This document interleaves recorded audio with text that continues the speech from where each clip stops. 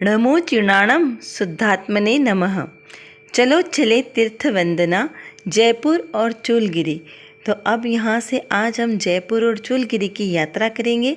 तो चलिए आप भी हमारे साथ यात्रा करें। यह टोडरमल स्मारक का पंचबालियती तीर्थ का यह बहुत ही सुंदर मंदिर है। प्रांगण में जयपुर में वैसे तो बहुत सारे मंदिर है, क्योंकि जयपुर को तो विद्वानों की नगरी कहा गया है और इतने सुंदर सुंदर भव्य मंदिर, प्राचीन मंदिर है जो अपनी अद्भुत प्रभुता को दिखाने वाले हैं। ये टोडरमल स्मारक का नीचे का मंदिर है। बीच में यहाँ मूलनायक श्रीमंदर भगवान है और यहाँ पर सुपार्श्वनाथ भगवान, मूलनायक भगवान।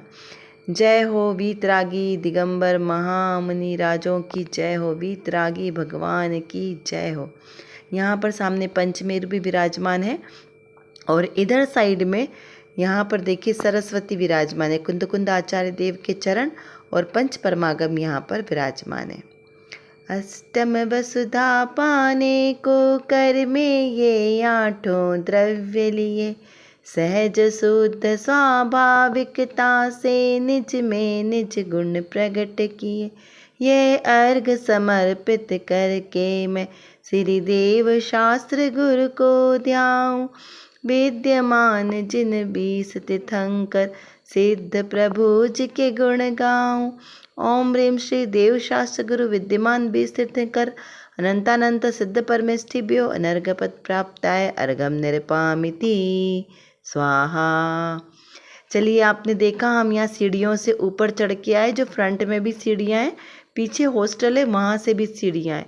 ये पंचबालियती तीर्थ, जहाँ पर ऊपर पंचबालियती भगवान विराजमान है और देखिए छोटे छोटे कृत्रिम पर्वतों पर यहाँ पे 20 तीर्थंकर भगवंतों के चरण चिन्ह यहाँ पर विराजमान किए गए। विराजमान 20 तीर्थंकर, देखिए ये आप देख सकते हैं। चलिए पहले अर्घ समर्पित करते हैं।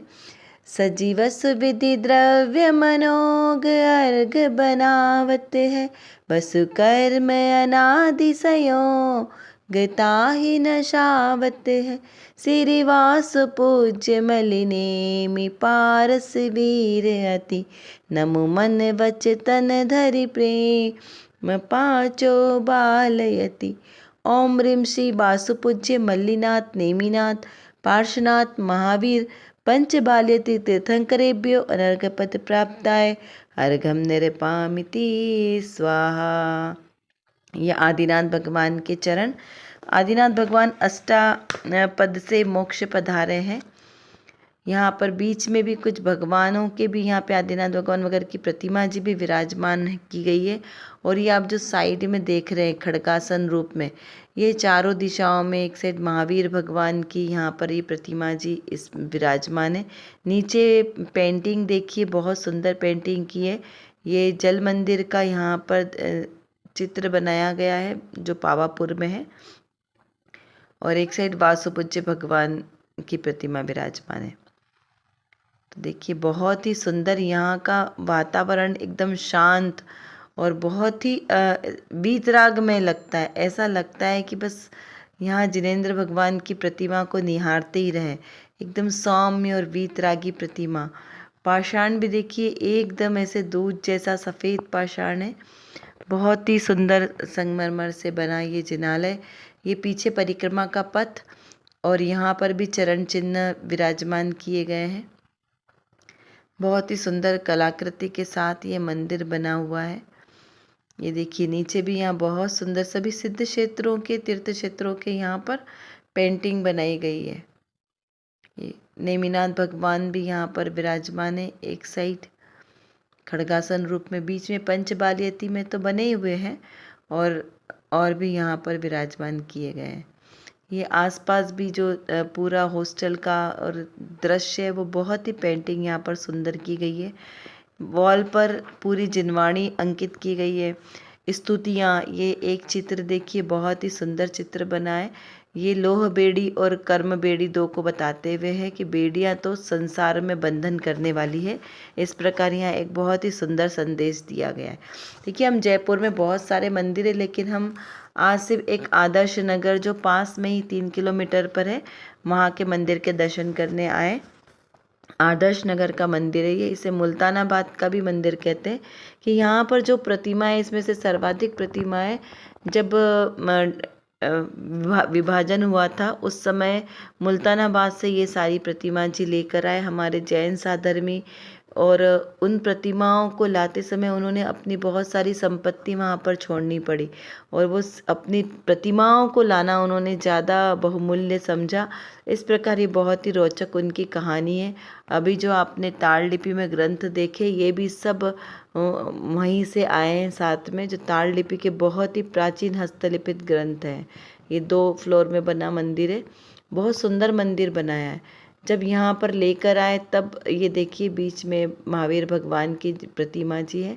ये सारी प्रतिमा जो मुल्तानाबाद से आई है, इसमें सिर्फ 2-4 ही प्रतिमा है जो यहाँ पर दूसरी विराजमान की है, बाकी सब वहाँ से आई है।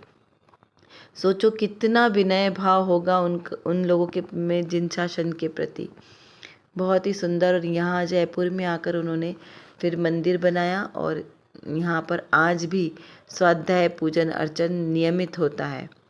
ये बहुत ही सुंदर और विशाल मंदिर बना हुआ है।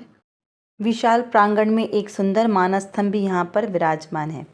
चाह मुझे है दर्शन की, प्रभु के चरण स्पर्शन की, वीतराग छवि प्यारी है, जन जन को मनहारी है, मूरत मेरे भगवन की, वीर के चरण स्पर्शन की, कुछ भी नहीं श्रृंगार किए, हाथ नहीं हथियार लिए, फौज भगाई कर मन की, प्रभु के चरण स्पर्शन की, चाह मुझे है दर्शन की, प्रभु के चरण स्पर्शन की। चलिए अब हम आ गए वहाँ से चूलगिरी, जो जयपुर के आदर्श नगर मंदिर से ज़्यादा दूर नहीं है, 10 से 11 किलोमीटर दूरी पर ही बहुत सुंदर ये पर्वत पर मंदिर विराजमान है। इसे चूलगिरी अतिशय क्षेत्र के नाम से जाना जाता है। यहाँ पर सीढ़ियाँ भी है, करीब 1000 के करीब सीढ़ियाँ हैं, लेकिन इतनी छोटी और सरल सीढ़ियाँ हैं कि मात्र 20 मिनट में ही पहाड़ी पर पहुँचा जा सकता है और जो कोई नहीं चल सके वो 30 से 40 मिनट में पहुँच जाते हैं। 2 रास्ते हैं इसमें, पर्वत पर आप गाड़ी के द्वारा भी जा सकते हैं और सीढ़ियों के द्वारा भी जा सकते हैं। गाड़ी का रास्ता 4 किलोमीटर का है और सीढ़ियों का रास्ता और जल्दी पहुंचा जा सकता है। यह जो अभी हम गाड़ी के रास्ते से जा रहे हैं जिसमें बीच में पांडुक शिला आती है, पांडुक शिला वन में बनी हुई है, जहाँ पर तीर्थंकर भगवान का जन्माभिषेक कराया जाता है जब पंचकल्याणक होता है। कोई लोगों की मान्यता ऐसी है कि इस मंदिर में प्रवेश करने से पहले इस पांडुक शिला पर बैठकर यहाँ पर स्नान करते हैं, तो यहाँ आम व्यक्ति स्नान नहीं करते, ये समझना है हमें। यहाँ मात्र तीर्थंकर भगवान का ही नमन इस पांडुक शिला पर होता है। ऐसी वो पवित्र शिला होती है, उस पर दूसरे मनुष्यों को बैठना भी नहीं चाहिए, ऐसा विनयपूर्वक स्थान होता है वो। ये अब आ गए हम यहाँ जो गाड़ी के रास्ते से प्रवेश द्वार है, यहाँ पर बहुत बड़ा पार्किंग का एरिया भी है और आप आसपास का नज़ारा देख सकते हो। इतने पर्वत ऊपर है तो ये बहुत ही सुंदर प्राकृतिक आसपास के दृश्य दिखाई देते हैं। ये मंदिर का शिखर जो हमें वीतरागता का शंखनाद करता हुआ बहुत ही सुंदर जिनालय का ये परिसर है। यहाँ की एक बात है कि अतिशय क्षेत्र होने से यहाँ पर पवित्रता का बहुत ध्यान रखा जाता है और रखना भी चाहिए, क्योंकि ये पर्वत पूरा जो यहाँ की कहानी बताई जाती है उसके अनुसार यहाँ देव रक्षित है ये, इसलिए यहाँ पर फोटोग्राफी के लिए मनाही है और किसी भी प्रकार के एकदम मर्यादित वाले वस्त्र आदि पहनकर ही यहाँ पर प्रवेश करना पड़ता है। और सर ढक के, चाहे स्त्री हो या पुरुष हो, सिर हमेशा ढक के त्रिलोकीनाथ भगवान के साथ विनय पूर्वक यहाँ पर जाना चाहिए। अभी हमने यहाँ पर सिर्फ बाहर की फ़ोटोग्राफी ली और अंदर की हमने परमिशन ली, क्योंकि मुझे थोड़ा सा रिसर्च का भी करना था, इसलिए मैंने यहाँ पर परमिशन के साथ फ़ोटोग्राफी की है। सबको यहाँ पर अनुमति नहीं है। ये मैंने वीडियो भी इसलिए बनाया है कि जो मैंने अपने पिताजी को बहुत तीर्थ यात्रा का शौक़ है, लेकिन अब नहीं जा सकते, इसलिए भी मैंने ये वीडियो बनाया है ताकि वो अपनी पुरानी यादों को याद कर सके जब वो इस क्षेत्र पर गए थे और यहाँ की प्रतिमा की जियों के जीवंत दर्शन कर सके। तो यह बहुत ही सुंदर परिसर आप देख सकते हो, बहुत ही शांति है यहाँ पर। और इस मंदिर की विशेषता ये है कि यहाँ पर देशभूषण मुनिराज बहुत ही मतलब बोलते हैं ना, उत्कृष्ट चर्या वाले ऐसे मुनिराज थे जिन्होंने यहाँ पर साधना की, चतुर्मास किया नीचे, और उनकी प्रेरणा से यह क्षेत्र यहाँ पर डेवलप हुआ है। एक बार वो यहाँ पर आए थे शौच के लिए, जब ये निर्माण नहीं हुआ था, तब देवों द्वारा उन्हें ऐसा आदेश प्राप्त हुआ, उन्हें किलित कर दिया गया कि ये पवित्र स्थान है और इसकी सुरक्षा होनी चाहिए। उसके बाद उन्होंने ये संकल्प किया और इस क्षेत्र को डेवलप किया। यहाँ पर प्राचीन प्रतिमा जी विराजमान है, बहुत सारी ऐसी प्राचीन धरोहर है जो कई वर्षों से यहाँ पर है उपलब्ध और देवों द्वारा रक्षित की गई है। और भी बहुत सारी जगह यहाँ की अभी खोजी नहीं गई है। ये जो आपको सामने दिख रहा है, ये एक जल कुंड है जो प्राकृतिक रूप से यहाँ पर जल संग्रह किया जाता है। यह भी यहाँ की एक अद्भुतता है। ये पूरा विशाल परिसर, हम पूरा यहाँ से मंदिर को जो घूम कर आए, वो परिसर में बीच में भी बहुत सारे गार्डन्स बने, लेकिन यहाँ पर विशेष रूप से फोटोग्राफी नहीं करना चाहिए। बाहरी नियम लिखे हैं, करीब 20 से 25 पूरी श्रृंखला लिखी है कि तीर्थ क्षेत्रों पे किस प्रकार से आना चाहिए, किन भावों के साथ आना चाहिए। देखिए, बाहर में तो इतने पाप करते हैं तो उनका तो बंद बनता ही है, लेकिन यदि तीर्थ क्षेत्र पर आकर पाप किए तो उसका और ज़्यादा पाप बनता है। यह जो मंदिर है वे 1966 में देशभूषण मुनिराज के द्वारा जो संरक्षित किया गया है। इसमें बीच में जो गर्भगृह में 3 डेरियाँ बनी है, मुख्य डेरियाँ, जिसमें मूल नायक भगवान की जो डेरी है उसमें पार्श्वनाथ भगवान की 7 फीट ऊंची श्याम वर्ण की खड्गासन मुद्रा में प्रतिमा जी विराजमान की गई है। एक तरफ काले पाषाण में ही नेमिनाथ भगवान की पद्मासन प्रतिमा जी विराजमान है और दूसरी तरफ वाइट यानी सफ़ेद मार्बल में महावीर भगवान की प्रतिमा जी यहाँ पर विराजमान की गई है। ऐसे 3 यहाँ पर रत्नत्रय के रूप में 3 भगवान विराजमान है। इसी के साइड से यहाँ जो आपको दिख रही है छोटी छोटी सी डेरियाँ, इसमें सबसे पहले कुंद आचार्य देव के चरण, उसके बाद में फिर दर्शनाचार्य के चरण, और उसके बाद 24 तीर्थंकर भगवानों की वाइट मार्बल से बनी पद्मासन प्रतिमा जी विराजमान है। इधर देखिए, इधर पहले तो 6 भगवान विराजमान है, फिर 2 भगवान, इस प्रकार पूरे चारों दिशाओं में भगवान विराजमान है, और लास्ट में फिर से 2 आचार्य भगवंतों के चरण चिन्ह यहाँ पर विराजमान है। ये दृश्य पीछे के बैक साइड का है। वहाँ से एक अंदर गुफा है, गुफा में चतुर्विंशति तीर्थंकर 24 भगवान की अलग अलग वहाँ पर खड्गासन मुद्रा में भगवान विराजमान है, जो येलो कलर के पाषाण से बनी है। और उसी गुफा के अंदर एक गुफा है जिसमें 3 रत्नत्रय की प्रतिमा जी विराजमान है, यानी बीच में आदिनाथ भगवान, एक साइड बाहुबली भगवान और एक साइड भरत भगवान। इस प्रकार से यहाँ पर है। उसके बाद परिक्रमा पथ पूर्ण होने के बाद फिर से मंदिर यहाँ पर जिनालय प्रारंभ होता है, और वहाँ पर एक बड़ा सा स्वाध्याय भवन है जो आपको साइड से पैसेज दिख रहा है, उसमें एक स्वाध्याय भवन है। फिर एक जगह पद्मावती यक्षिणियों की वहाँ पर प्रतिमा मूर्ति रखी हुई है, और उसके बाद एक और मंदिर है जिसमें बहुत सारे भगवान वहाँ पर विराजमान किए गए। वीतराग छवि प्यारी है, जन जन को मनहारी है, मूरत मेरे भगवन की, वीर के चरण स्पर्शन की। यहीं से अंदर की एक और रास्ता अंदर जाता है, जो बहुत बड़ा सा प्रांगण वहाँ पर खुलता है, जिसमें महावीर भगवान की विशालकाय प्रतिमा विराजमान है, जो 1982 में यह मंदिर का पिछला हिस्सा प्रांगण बनाया गया है, जहाँ पर ये प्रतिमा जी स्थापित की गई है। करीब 20 फुट उतंग यह प्रतिमा एकदम वाइट यानी सफ़ेद दुधिया मार्बल से बनी हुई बहुत सुंदर प्रतिमा जी है, विराजमान गई है, मनोज्ञ प्रतिमा जी है, और बहुत बड़ा सा परिसर है, यहाँ पर ही बैठकर हमने आराम से भक्ति पूजन की।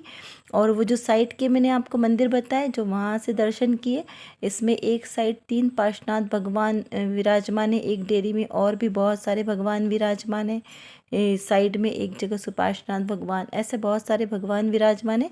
विशेष बात यहाँ पर ये कि यहाँ पर ये जो बड़े बड़े से यंत्र जी स्थापित किए गए, ये सुंदरी लिपि में लिखा गया ग्रंथ है। ये एक ग्रंथ का पृष्ठ है जो ताम्र पत्र पर अंकित किया गया है। इसमें देखिए धर्म का अपूर्व महत्व को बताते हुए यहाँ पर आहार दान की परंपरा को देते हुए ये है। और इधर जो भी आपको दिखाई दिया था, ये श्रुत स्कंध इस पे बना हुआ है। और ये पूरा ये जो आपको ऐसे दिख रहे हैं कि ब्लॉक ब्लॉक में कुछ लिखा हुआ है, ये लिखे हुए ये कोड वर्ड है जो सुंदरी लिपि में अंक रूप में लिखे गए हैं। सुंदरी लिपि यानी अंक विद्या जो आदिनाथ भगवान ने अपनी पुत्री सुंदरी जी को सिखाई थी। और शब्द विद्या यानी जो ब्राह्मी जी को सिखाई थी, वो शब्द विद्या जिसको ब्राह्मी लिपि भी कहा जाता है, क्योंकि उन्हीं के नाम से ब्राह्मी लिपि और सुंदरी लिपि का प्रचलन हुआ। जो देश विदेश की जितनी भी आपके पास भाषा लिपियां हैं, वो सब का उद्गम यानी सभी भाषाओं की सभी लिपियों की जननी एकमात्र ब्राह्मी लिपि है। ये जो अभी आप दृश्य देख रहे हो, ये फ्रंट से आने वाला है। जब हम सीढ़ियों से चढ़कर आते हैं तो ये वाला दृश्य हमें दिखाई दिखता है। देखिए कितना मनोरम दृश्य है। इस पर्वत पर से पूरा जयपुर नगर बहुत ही सुंदरता को लिए दिखता है। ये गुणी गुफा है जिससे इस टनल से होकर हमें यहाँ पर आना पड़ता है। बहुत ही अद्भुत है, बिल्कुल पहाड़ियों को चीरकर बनाया हुआ यह रास्ता एकदम अनुपम और रमणीक रास्ता लगता है। देखिए आप देख सकते हो प्राकृतिक सौंदर्य से कितना परिपूर्ण लबरेज है ये। यहाँ का सूर्योदय और सूर्यास्त बहुत ही विशेष होता है। पहले यहाँ पर बहुत सारे पर्यटक आते थे, लेकिन इस क्षेत्र की पवित्रता खत्म ना हो जाए इस दृष्टि से यहाँ पर ये सब फोटोग्राफी वगैरह करने के लिए यहाँ पर अंकुश लगाए गए। ये नीचे का एक उद्यान है, शहर का बहुत ही सुंदर उद्यान है। ये रात्रि के समय धूप में बहुत ही सुंदर लगता है, तो यहाँ के भी दर्शन करें। और नीचे भी एक और मंदिर है, 2 मंदिर है नीचे। उसमें से ये पहला वाला मंदिर, जैसे ही हम पर्वत से उतर कर आए वहाँ पर ये बीच में ही मानस स्तंभ बहुत ही सुंदर लग रहा था, क्योंकि रात्रि का समय हो गया था, इसलिए रात्रि के समय में भी लाइटिंग के प्रभाव से मानस स्तंभ की शोभा और ज़्यादा सुंदरता को बिखेरती हुई। देखिए पीछे से पर्वत दिखाई दे रहा है और उसी की तलहटी में ये यहाँ पर मंदिर बना हुआ है जिनालय, जिसमें मूल नायक वासुपूज्य भगवान जी 1008 श्री वासुपूज्य भगवान की जय हो। ये इस प्रकार समोसरण बनाया गया है और उसमें बीच में भगवान विराजमान किए गए। देखिए मंदिर की पेंटिंग कितनी अद्भुत कारीगरी की है, जो जयपुर की पूरी शान शौकत को बता रही है। इस पेंटिंग में सारे जैनागम के मूल सिद्धांतों को, कहानियों को उकेरित किया है। ये देखिए ये पंचमेरु नंदीश्वर द्वीप की रचना है।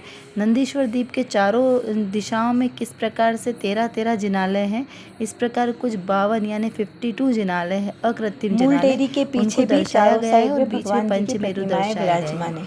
ये देखिए यहाँ पर मनोहर कितनी सुंदर दर्शन करके मन आनंदित हो जाता है। कितना सुंदर है जिन रूप, जिसे देखते सहज ही दिखता, सबसे सुंदर आत्मस्वरूप। ये पंचमेरु नंदीश्वर द्वीप के भगवान विराजमान है। बीच में चारों दिशाओं में नंदीश्वर द्वीप की रचना बनी हुई है। हाथ पे हाथ रखे ऐसे, करना कुछ ना रहा जैसे, देख दशा पद्मासन की, वीर के चरण स्पर्शन की, समता पाठ पढ़ाती है, ध्यान की याद दिलाती है, नासा दृष्टि लखो इनकी, प्रभु के चरण स्पर्शन की, चाह मुझे है दर्शन की, प्रभु के चरण स्पर्शन की। बीतराग छवि प्यारी है, जन मन को हितकारी है। मूरत मेरे भगवन की, प्रभु के चरण स्पर्शन की। चाह मुझे है दर्शन की। देखिए ये जम्बूद्वीप की रचना, इसके पहले जो आपने देखी वो रिम की आकृति, ये सब 24 तीर्थंकर भगवान की रचना है। ये जम्बूद्वीप के बीच में सुमेरु पर्वत बना है और किस प्रकार से पूरी मंदिर में जितनी कलाकृति बनी हुई है, जितनी पेंटिंग्स बनी हुई है, ये पूरी जिन शासन की प्रभावना को बताने वाली बहुत ही अद्भुत पेंटिंग यहाँ पर बनी हुई है। बहुत सुंदर जिनालय, पास में एक और जिनालय है, वहाँ के अभी हम आपको दर्शन नहीं करा पा रहे क्योंकि समय थोड़ा ज़्यादा हो गया और वो मंदिर वहाँ पर बंद हो गया है। चलिए अब हम यहीं पर विराम लेते हैं। यहाँ से पुनः हम जयपुर जी टोडरमल स्मारक पहुँचेंगे और अगले वीडियो में आपको फिर से एक नई तीर्थ यात्रा में भगवान जी के दर्शन कराएंगे। तब तक के लिए आप अपना स्वाध्याय चिंतन मनन बढ़ाते रहें। जय जिनेंद्र।